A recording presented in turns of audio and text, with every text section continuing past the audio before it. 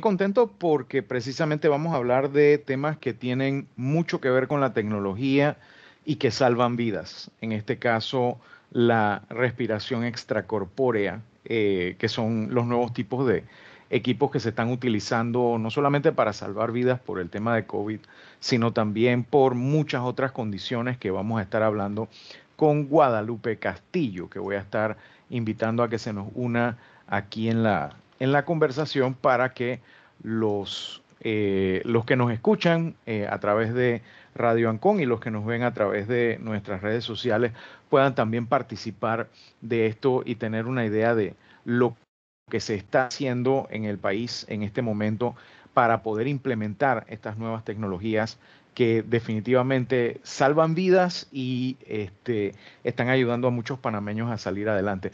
Muy buenos días, Guadalupe. Muchísimas gracias por estar con nosotros aquí en Vida Digital por Radio Ancon. Quisiera empezar con que nos comentes un poquito más. Las personas que nos escuchan probablemente habrán escuchado del pulmón de acero o de los ventiladores o de las máquinas a las cuales las personas cuando las están operando a corazón abierto o lo que fuera, pues les pueden conectar estas máquinas de corazón y pulmón artificial, pero esto va mucho más allá. Cuéntanos un poco sobre las diferencias y los retos que traen estas nuevas tecnologías de respiración mecánica asistida. Ante todo, muchas gracias, Alex, por la oportunidad. Pues sí, les comento que el ECMO, que es una tecnología de circulación extracorpórea donde se oxigena la sangre, es una modalidad terapéutica que fue implementada originalmente en el año más o menos 2009, cuando hubo la epidemia de la influenza en adultos. Entonces, esos fueron los primeros casos en donde hubieron buenos resultados con la implementación de esta tecnología. Es una tecnología adicional o diferente al ventilador que conocemos o que hemos escuchado, porque a diferencia del ventilador, eh, esto permite dar la oportunidad a que el pulmón descanse y bajar las presiones dentro del pulmón. Así que el pulmón tiene la oportunidad de descansar. Definitivamente se tiene que colocar y tiene sus indicaciones cuando ya las medidas o modalidades terapéuticas usuales de coma, ventilación mecánica no han funcionado o no son suficientes, y esto entonces entra como una oportunidad. Esta modalidad terapéutica es una modalidad tipo puente. Puente quiere decir, porque estamos en una circunstancia ya avanzada de la situación, puente quiere decir o puente para que el pulmón se recupere, o puente para que el paciente sobreviva para trasplante, o definitivamente el paciente no entra en estas dos oportunidades y el paciente finalmente descanse. Es una Entonces, tecnología. sí, iba a preguntar, normalmente los ventiladores mecánicos lo que hacen es que mueven mecánicamente el pulmón que de pronto está herido, cansado, afectado, lo que fuera, pero el pulmón es el que hace el trabajo realmente de el intercambio de gases, el oxígeno, el dióxido de carbono y demás. Entiendo que el ECMO hace todo esto por el pulmón de modo que el pulmón pueda regenerarse si es posible, curarse o se pueda tratar o se pueda hacer trasplante.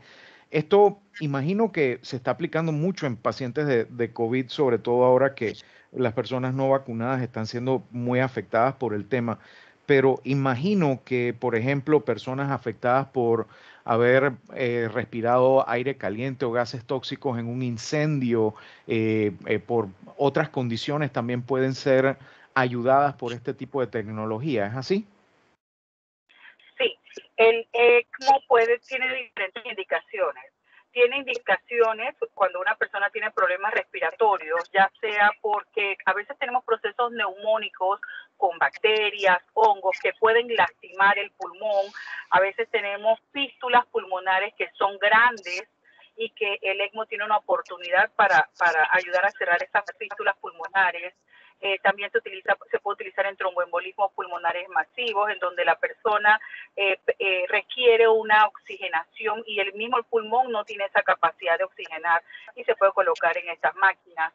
También otra indicación es cuando son indicaciones cardíacas, porque esto también hace las veces de corazón arterial, cuando su modalidad es veno-arterial. Lo que da es que hace las veces de bomba y permite que el paciente a través de una centrífuga reciba la sangre de forma oxigenada cuando el paciente tiene infartos masivos, cuando el paciente tiene un shock cardiogénico y que el corazón no tiene la capacidad de bombear correctamente.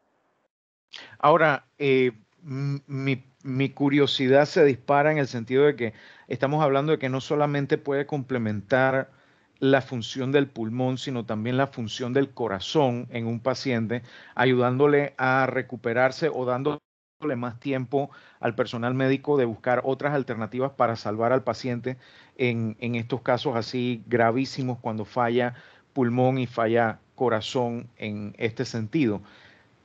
Mi pregunta siguiente sería, ¿qué tan grandes son estos equipos y qué tan cerca estamos de poderlos miniaturizar, quizás al punto de poderlos tener como una alternativa viable? Y lo pregunto porque desde que los primeros corazones artificiales se instalaron hace ya varias décadas, hemos tenido el sueño de, como humanidad, de poder a estas personas que están teniendo este tipo de dificultades de pulmones y de corazón, que son responsables por una grandísima cantidad de enfermedades y muerte en estos casos, pudieran tener una alternativa que les permitiera sobrevivir quizás con una mejor calidad de vida que las personas que se someten a trasplante, que obviamente tiene toda una serie de retos también. ¿Cómo estamos en ese nivel de tecnología? Bueno, definitivamente antes eran máquinas muy grandes, era una armamentaria muy grande. Actualmente es un equipo que incluso es portátil. Recientemente nosotros como grupo, en Panamá somos un grupo que hacemos ECMO, el grupo PECAS. Hicimos un transporte en una ambulancia de un hospital a otro hospital, estando el paciente en ECMO. Es un equipo probablemente... es un equipo pequeño, actualmente es un equipo pequeño.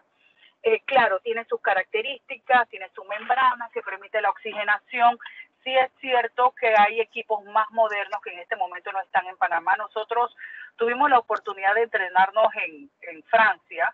En Francia los equipos son mucho más pequeños, incluso se utilizan como si fuese con un cinturón en el pecho y el equipo se coloca en el pecho del paciente y esto permite incluso que el paciente se movilice en el hospital. Hay casos en Francia donde los pacientes incluso lo envían a casa esperando con los cuidados de enfermería, esperando pues el trasplante pulmonar.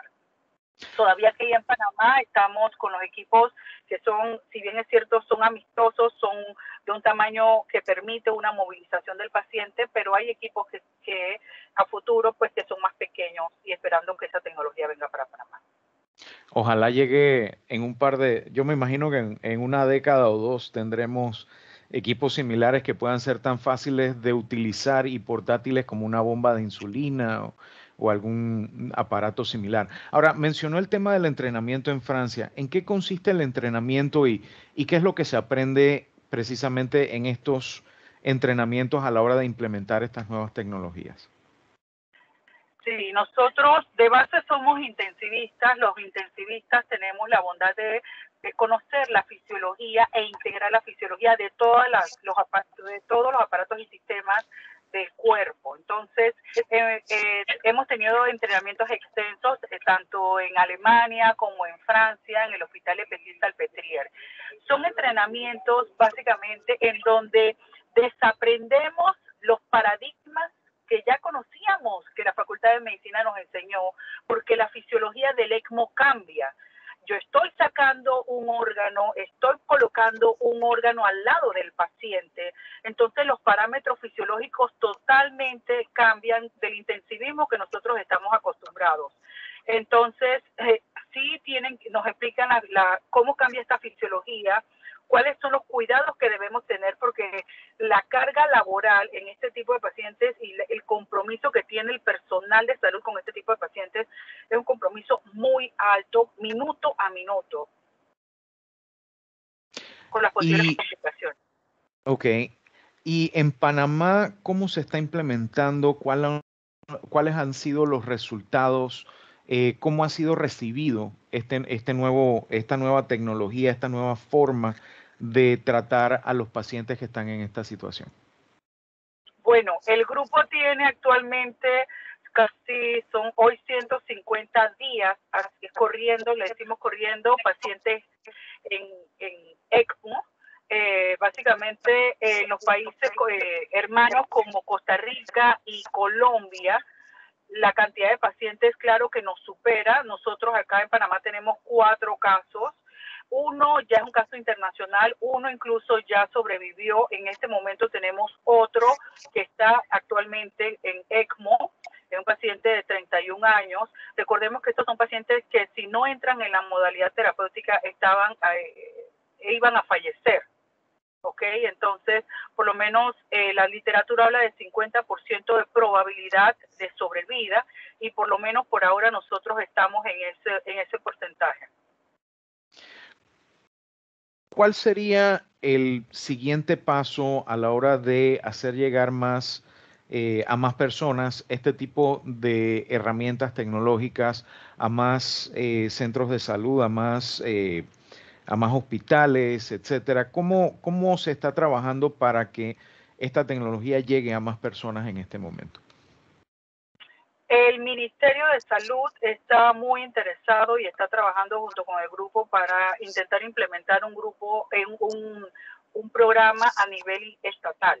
Incluso el primer paciente que se colocó en ECMO, con ayuda de todos los intensivistas, en total somos 10 intensivistas, 15 enfermeros, todos trabajamos en la práctica estatal y muchos trabajan en práctica privada, en hospitales privados, y se congregan para colaborar con este tipo de pacientes. A nivel de la práctica privada, vuelvo y repito, ya hospitales privados como el Hospital San Fernando, el Hospital Nacional, ya ellos han colocado, con la ayuda pues de consultando al grupo, ya han colocado pacientes en ECMO. El Hospital Punta Pacífica está desarrollando también su centro de ECMO.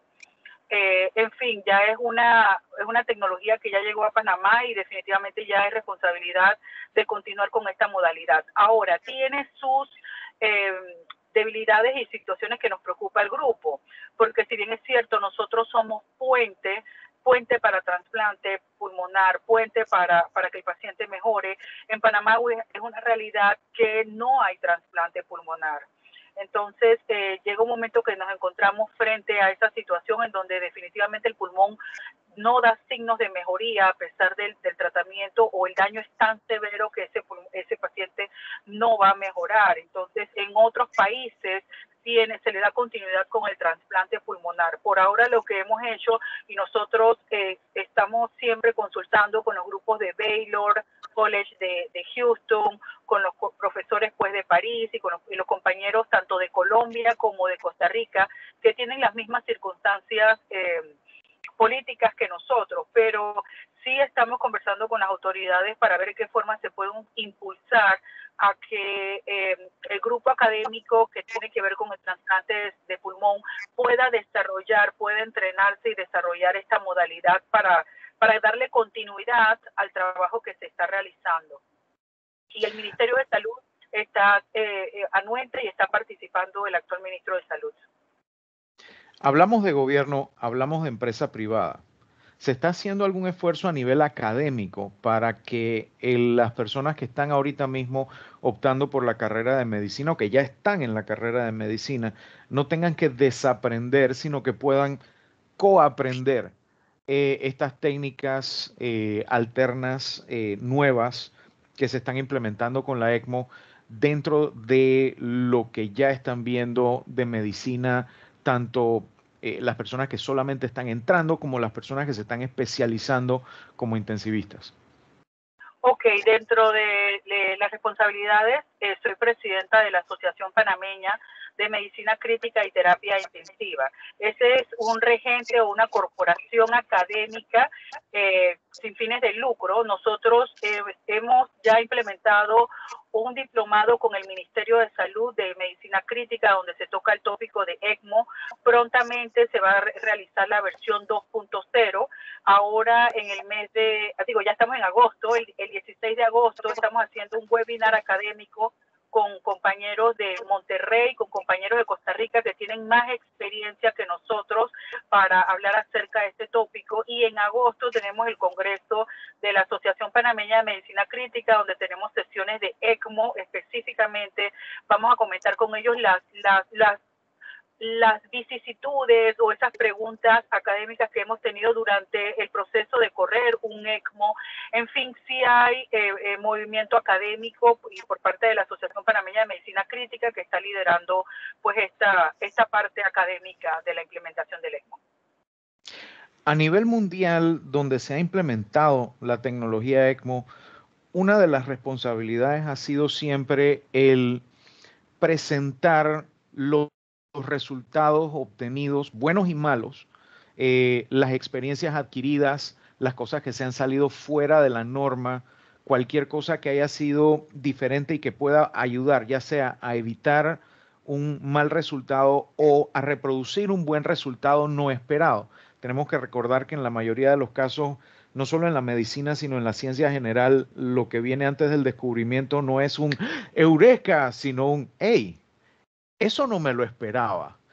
¿Qué resultados han tenido ustedes que han podido compartir con el resto de la comunidad ECMO a nivel mundial y que ha contribuido con esa base de conocimiento, ya sea para evitar cualquier mal resultado posible o para mejorar el resultado existente a partir de las experiencias adquiridas?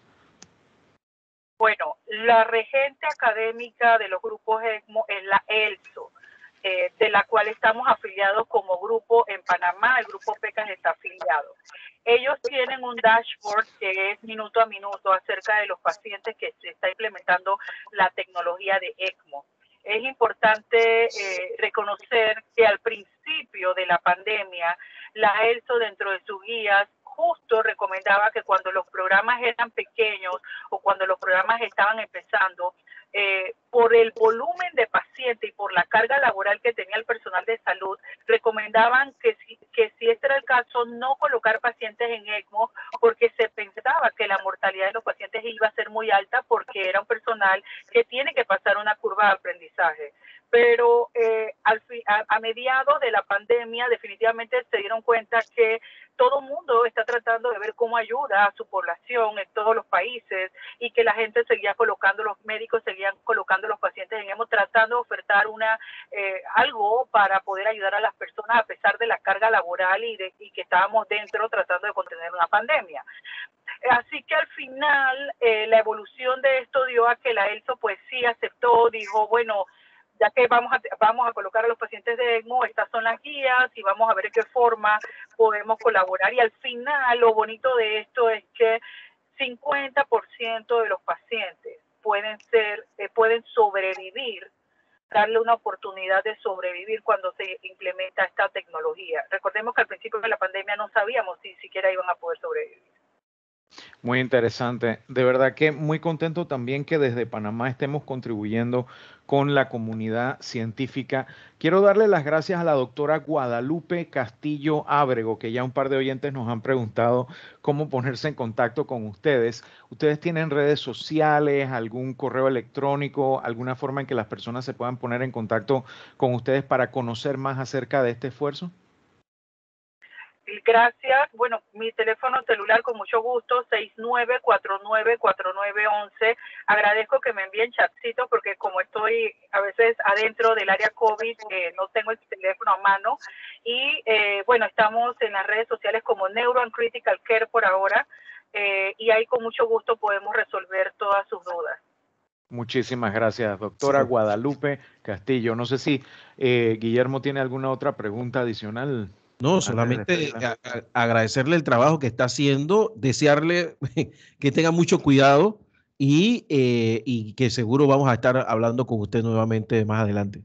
Un abrazo grande. Gracias por estar aquí en Gracias. Gracias. FM. Hasta luego, doctora Guadalupe Castillo. Pues sí. Alex, excelente. No, definitivamente. Es muy, muy gratificante saber que en Panamá no solamente estamos aplicando tecnología, sino que estamos también buscando agregar a través de ese esfuerzo al conocimiento colectivo, académico, médico, tecnológico, científico a nivel mundial. Y no solamente estamos hablando de lugares como el Gorgas o el Smithsonian, aquí en los hospitales en nuestro país estamos haciendo historia día tras día gracias a personas como la doctora Guadalupe Castillo. Así que muchísimas gracias a la doctora Guadalupe por habernos acompañado el día de hoy. 9:28 de la mañana, Alex. Si te parece, vamos a un